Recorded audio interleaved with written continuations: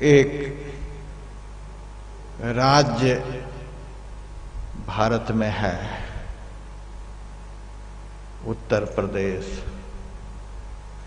उत्तर प्रदेश के अंतर्गत ही एक जगह है कन्नौज। वहां पर एक ब्राह्मण रहता था। उस ब्राह्मण का नाम था अजामिल। माता पिता का बहुत बड़ा भक्त था। एक दिन पिता ने आदेश दिया, बेटा जाओ जंगल से हवन के लिए लकड़ी ले आओ। लकड़ी लेने के लिए जंगल गए, लकड़ी तोड़ करके गट्ठर बना लिए और वापस आने लगे। तो रास्ते में उन्होंने देखा कि एक वेश्या का घर है।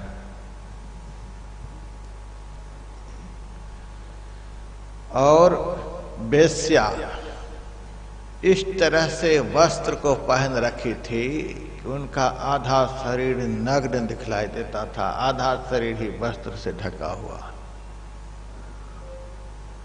उसके हाथ में शराब की बोतल थी और एक दो पुरुष भी ऐसे ही निकृष्ट स्वभाव के उनके पास थे। दोनों में हंसी मजाक सब चल रहा था। दृश्य का प्रभाव मन के ऊपर पड़ता है। अभी आप लोग यहाँ साधु महात्माओं को देख रहे हैं, भगवान के चित्र को देख रहे हैं। इस दृश्य का ऐसा प्रभाव है कि आप लोग शांति से बैठे हैं। ऐसी जगह पर यदि कोई हीरोइन वगैरह हीरो वगैरह के चित्र लगा दिए होते तो आप लोगों का मन अब तक में चंचल हो गया होता। दृश्य का प्रभाव मनुष्य के मन पर पड़ता है। बहुत निकृष्ट दृश्य की ओर अजामिल की दृष्टि गई। वेश्या को देखा, वेश्या के पास रहने वाले व्यभिचारी पुरुष को देखा। उस दृश्य को देखते ही मन मलिन हो गया। अब वह माथे पर का गट्ठर नीचे रख दिया और वेश्या की तरफ जाने लगा। फिर थोड़ा रुक गया। हाँ, हमारा घर तो ब्राह्मण के यहाँ है, हमारा जन्म ब्राह्मण के घर में हुआ है। हम तो माता पिता के भक्त हैं, पिताजी के लिए हवन की लकड़ी लेकर के जा रहे हैं।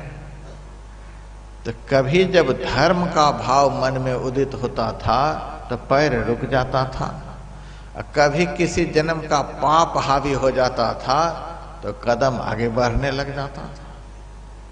कभी पैर आगे बढ़े, कभी पैर पीछे हो। यही है अच्छा बुरा कर्म का संस्कार। अच्छा कर्म का संस्कार बुरा कर्म करने से रोकता है, अब बुरा कर्म का संस्कार अच्छा काम करने से रोकता है। बुरा काम से जो बुरा संस्कार बनता है वह बड़ा प्रबल होता है।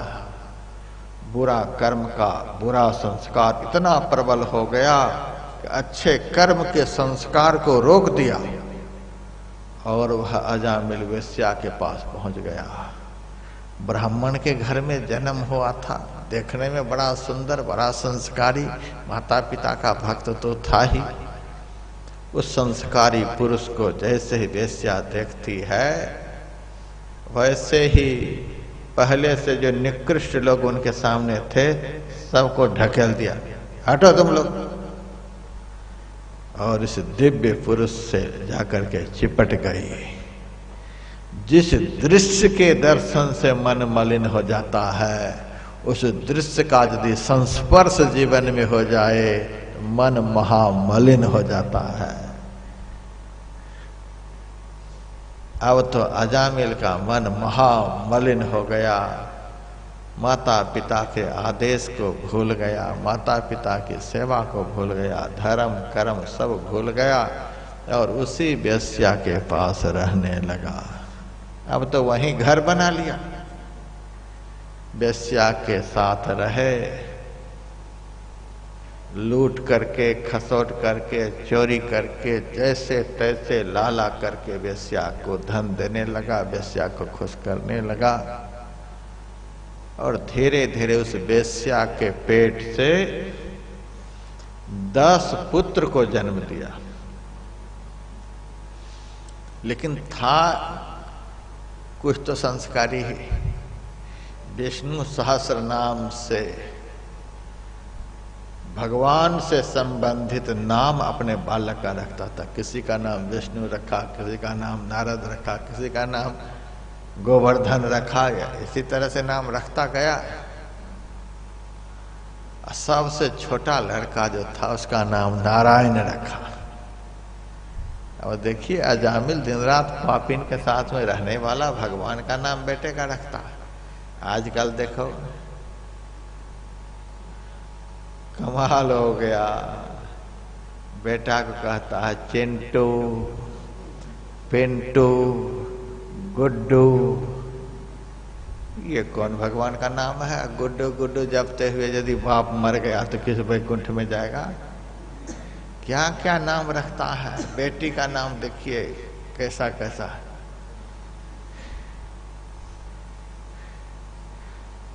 मेरे से बहुत लोग नाम पूछते हैं, हम तो विष्णु सहस्र नाम, शिव सहस्र नाम निकालते हैं, भगवान से संबंधित कोई नाम रखते हैं।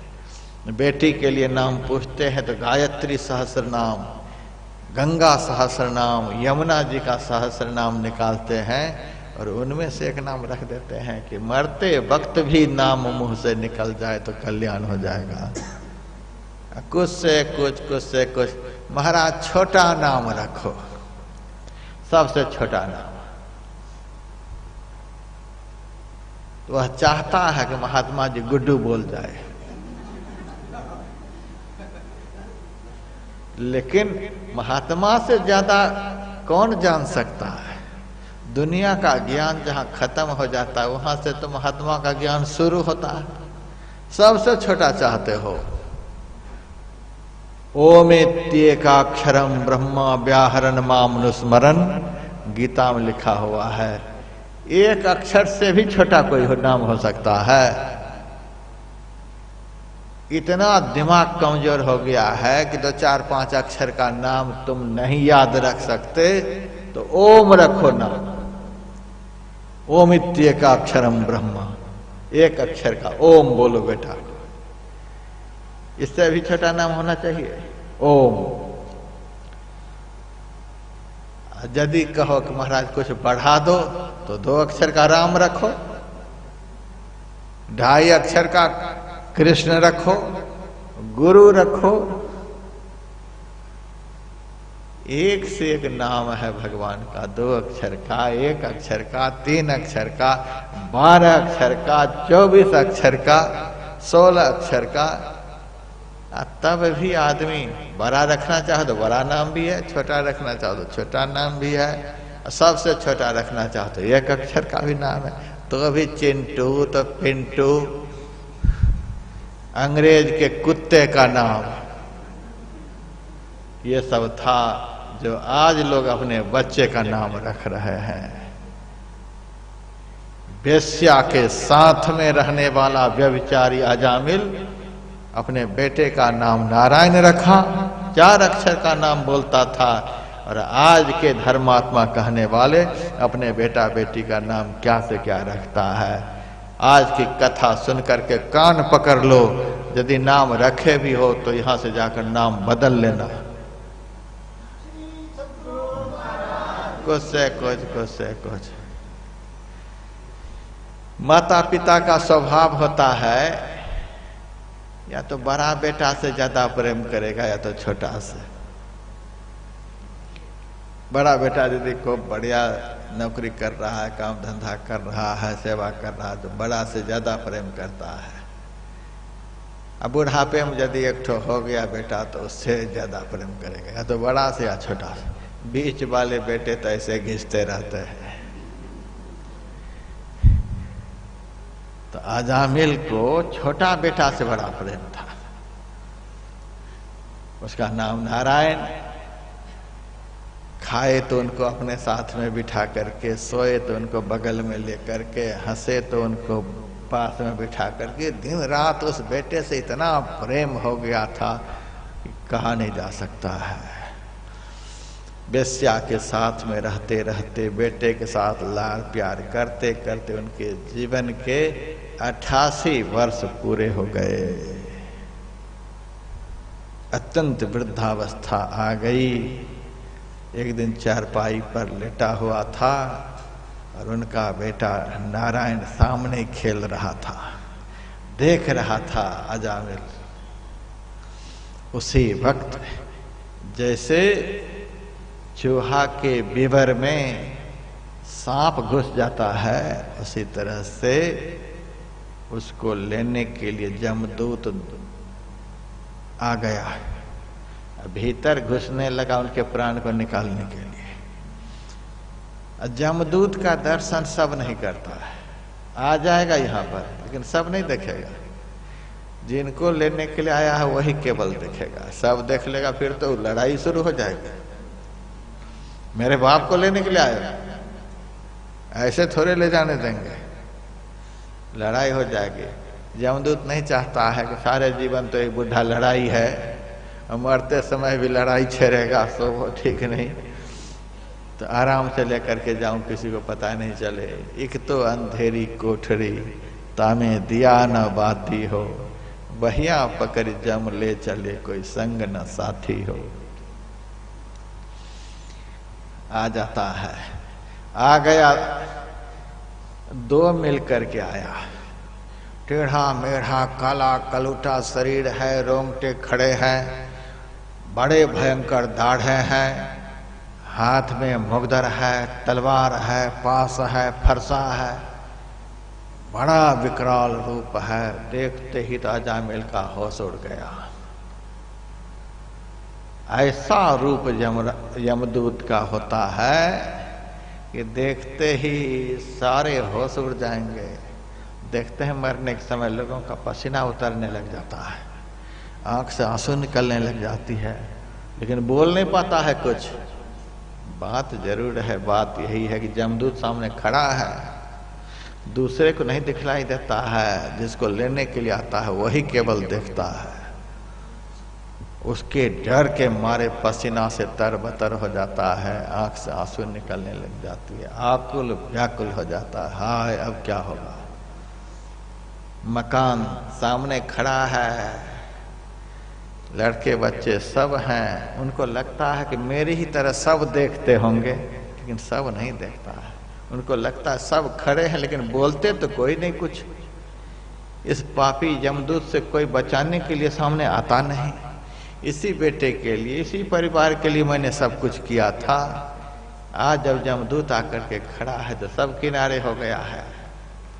जोरू कौन खसम है किसका, कौन किसी के नाते हैं, आया जम जब दिया नगारा, साफ अलग हो जाते हैं। सब किनारे हो जाते हैं, कोई बचाने वाला नहीं। उस समय अजामिल सामने देख रहा, मेरा बेटा नारायण खेल रहा है। पता नहीं किस जन्म का पुण्य उनका फलित हुआ कि जोर से उनके मुंह से एक बार निकल गया, नारायण। पुकार तो रहा था बेटा को कि बेटा तुमसे मैंने बहुत प्यार किया, 9 बेटे से तो ऐसे तैसे, लेकिन तुमसे तो इतना प्यार किया, कम से कम तुम तो आ जाओ। बहुत जोर से पुकार लगाई। उस पुकार को बेटा तो नहीं सुना, अंतकाल की पुकार को बेटा तो नहीं सुना, लेकिन जिसका वह नाम है उसने सुन लिया। नारायण जिनका नाम है, उस मालिक ने उस पुकार को सुन लिया और उन्होंने तुरंत अपने 2 दूतों को भेजा। पापी को लेने के लिए यमदूत आता है, पुण्यात्मा को लेने के लिए देवदूत आता है। यमदूत जब आता है तो वातावरण अंधकारमय हो जाता है, कुछ नहीं सोचता है। जब देवदूत आते हैं सारा अंधकार समाप्त हो जाता है, उजेला ही उजेला हो जाता है। दोनों यमदूत उनके भीतर घुस गए थे, उनके स्थूल शरीर से सूक्ष्म शरीर को निकालने के लिए खींचने लग गए थे। उसी वक्त देवदूत आए और गंभीर वाणी करते हुए, अरे दुष्ट, धर्म के क्षेत्र में अधर्म कैसे घुस गया? तुम कैसे घुस गए इनके भीतर में? जल्दी से बाहर निकलो, नहीं तो देख लो सुदर्शन चक्र है हमारे हाथ में, सिर काट लेंगे। यमदूत तो डर गया, अजामिल को छोड़ करके अंदर से बाहर निकला। क्या बात है? हम अपने मालिक के आदेश से इस पापी को लेने के लिए आए। देवदूतों ने कहा यह पापी है। कैसे बड़ा पापी कौन होगा? माता पिता की सेवा छोड़ करके, ब्राह्मणत्व को मिट्टी में मिला करके सारे कर्म इन्होंने किए। वेश्याओं के साथ इन्होंने 88 वर्ष बिताया। कोई अशुभ कर्म नहीं जो इन्होंने नहीं किया है। इस पापी को दंडपाणी महाराज यमराज ने लेने के लिए भेजा है। कहा इनसे बड़ा पुण्यात्मा तो कोई है ही नहीं। जन्म जन्म मुनि जतन कराही, अंत राम कही आवत नाही। जन्म जन्म तक लोग भगवान का नाम लेते हैं, फिर भी अंत काल में इतना दुख होता है कि भगवान के नाम को भूल जाते। और इन्होंने तो मरते समय भगवान का नाम लिया है। इनको तुम पापी कह रहे हो? क्या भगवान का नाम लिया था कि बेटा का नाम लिया था? तो बेटा को पुकार रहा था। देवदूतों ने कहा भाव कुभाव अनख आलस हो, नाम जपत मंगल दिसिदस हो। भगवान के नाम को भाव से लो, कुभाव से लो, आलस्य से लो, क्रोध से लो, किसी भी तरह से लो, मंगल ही मंगल होगा।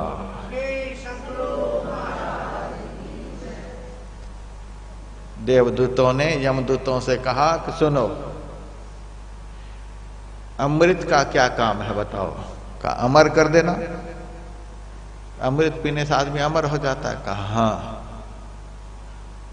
गाली बकता हुआ कोई अमृत पी जाएगा तो वह अमर होगा कि नहीं होगा? तो जरूर हो जाएगा।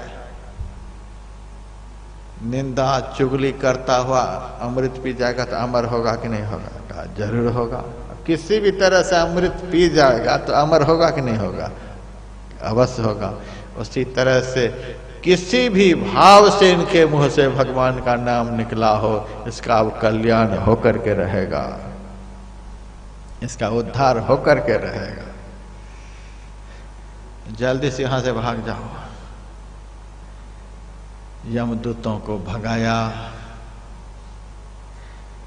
और देवदूतों ने अजामिल से कहा कि अजामिल, अभी जो 2 पुरुष आए थे उनको देखा था?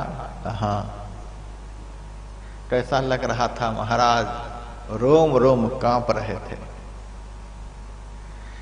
उस दोनों भयंकर पुरुषों से किसने बचाया अभी सो बता। तुम्हारे बाप ने बचाया कि माँ ने बचाई कि भाई ने बचाए कि बेटे ने बचाए कि पत्नी ने बचाई? किसने बचाया बता। अजामिल कहता है जैसे तैसे भी भगवान का नाम जो मेरे मुंह से निकला उस नाम ने बचाया। महाराज कैसा भयंकर दृश्य मेरे सामने था, कितना कष्ट में मैं पड़ा हुआ था। जैसे मुंह से नारायण निकला वैसे आप पहुंच गए और आपके पहुंचते मेरा सारा संकट दूर हो गया। तो देवदूतों ने कहा भगवान के जिस नाम ने इस महासंकट से तुम्हें बचा लिया, अरे पापी, इस नाम को छोड़ करके मुंह से क्या क्या बोल रहा है? इस मुंह से तो उस पावन नाम का दिन रात स्मरण करते रहो, जिस नाम ने एक ही बार में अजामिल का उद्धार कर दिया।